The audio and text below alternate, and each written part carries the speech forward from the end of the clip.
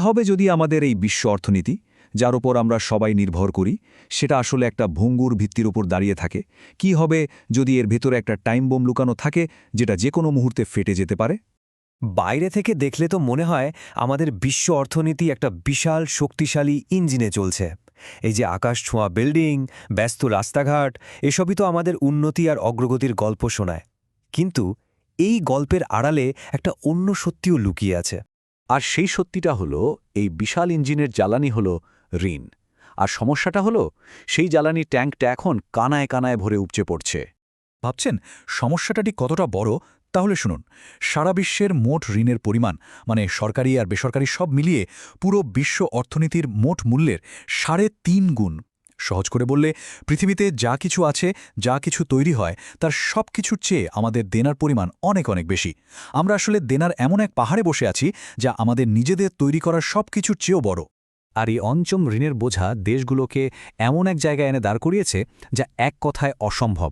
জাতিসংঘের ভাষ্যমতে দেশগুলোকে বেছে নিতে হচ্ছে, হয় তারা ঋণ শোধ করবে, না হলে নিজেদের দেশের মানুষকে সেবা দেবে।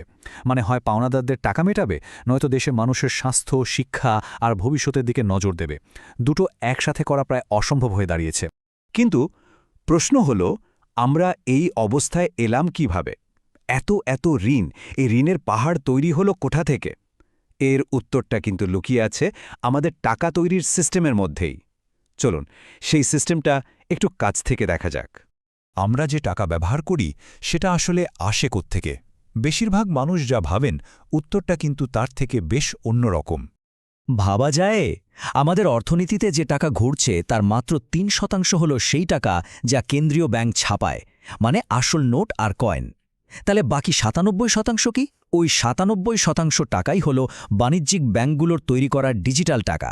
আর এই টাকাটা আসলে আর কিছুই না, শুধুই ঋণ। ব্যাংকগুলো এই টাকাটা বানায় কিভাবে? প্রক্রিয়াটা খুবই সহজ আর কিছুটা অদ্ভুত। যখন কেউ বাড়ি, গাড়ি বা ব্যবসার জন্য লোন চায়, ব্যাংক তখন তার অ্যাকাউন্টে শুধু কয়েকটা ডিজিটাল সংখ্যা টাইপ করে দেয়। ব্যাস, ওই নতুন ডিজিটাল ডিপোজিটটাই হলো নতুন টাকা। এটা কার্যত শূন্য থেকে তৈরি হলো। আর এখানেই সিস্টেমের আসল সমস্যাটা। অর্থনীতিকে যদি এগিয়ে নিয়ে যেতে হয়, তাহলে আমাদের ঋণের বোঝাও ক্রমাগত বাড়াতেই হবে। মানে আমরা প্রবৃদ্ধি আর ঋণের একটা অন্তহীন চক্রে আটকা পড়ে গিয়েছি।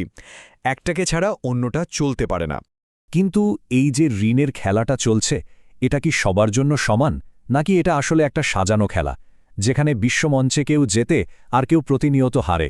এই চার্টটা দেখলেই ব্যাপারটা পরিষ্কার হয়ে যাবে। ২০১০ সাল থেকে উন্নত দেশগুলোর সরকারি ঋণ বেড়েছে ১.৫ গুণ। কিন্তু উন্নয়নশীল দেশগুলোর ক্ষেত্রে কি হয়েছে? তাদের ঋণের বোঝা বেড়েছে দ্বিগুণেরও বেশি, প্রায় ৩.২ গুণ।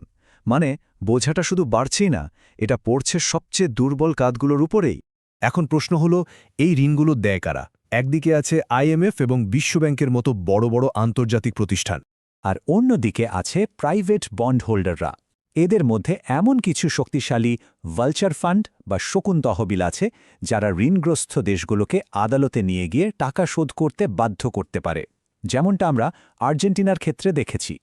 চলুন এবার এই সিস্টেমের ভেতরের ফাটলগুলো একটু দেখি, যা প্রমাণ করে যে পুরো কাঠামোটা কতটা খণ্ডিত আর অসম।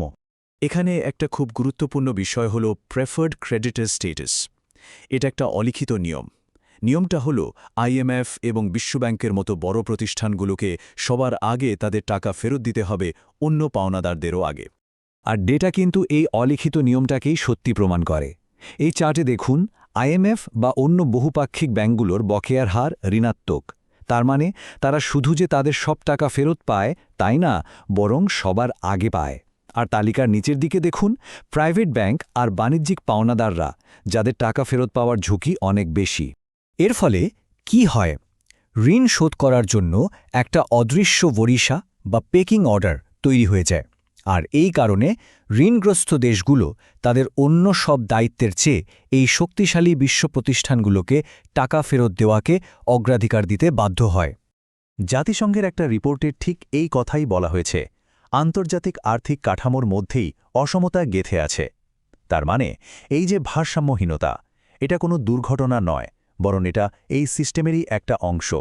এমন একটা পরিস্থিতিতে উন্নয়নশীল দেশগুলোর সামনে পথগুলো ক্রমশ ছোট হয়ে আসছে, যা তাদের এক অসম্ভব পছন্দের দিকে ঠেলে দিচ্ছে। তাহলে এখন প্রশ্ন হল, যখন পুরো সিস্টেমটাই তাদের বিপক্ষে কাজ করছে, তখন এই ঋণগ্রস্ত দেশগুলো নিজেদের প্রয়োজন মেটানোর জন্য আর কীই বা করতে পারে? তাদের সামনে মূলত দুটো পথ। এক, বিদেশি মুদ্রায় আন্তর্জাতিক বাজার থেকে ঋণ নেওয়া। এতে বড় অঙ্কের টাকা পাওয়া যায় ঠিকই, কিন্তু এর ঝুঁকিও অনেক। মুদ্রার দাম পড়ে যেতে পারে, বিদেশি বিনিয়োগকারীরা হঠাৎ টাকা দেওয়া বন্ধ করে দিতে পারে। আর দ্বিতীয় পথ হল দেশের ভেতরে নিজেদের মুদ্রায় ঋণ নেওয়া। এটা কিছুটা স্থিতিশীল আর মুদ্রার ঝুঁকিও কম, কিন্তু এর ফলে দেশের ভেতরের বেসরকারি খাতের জন্য ঋণ পাওয়া কঠিন হয়ে যায়, যা অর্থনীতিকে আরও দুর্বল করে দেয়। মানে প্রত্যেকটা পথই আসলে ঝুঁকিতে ভরা। দেশগুলো এক ধরনের আর্থিক ঝুঁকি এড়াতে গিয়ে অন্য আরেক ধরনের ঝুঁকির ফাঁদে পড়ছে। এটাই তো আসল ডেট ট্র্যাপ বা ঋণের ফাঁদ।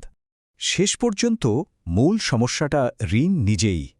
এক কথায় বলতে গেলে এই ঋণই সেই জিনিস যা অর্থনীতিকে শেষ পর্যন্ত ধ্বংস করে দেবে। এখন আমাদের সবার সামনে একটাই বড় প্রশ্ন, ঋণের উপর ভিত্তি করে গড়ে ওঠা এই বিশ্ব আর কতদিন টিকতে পারবে?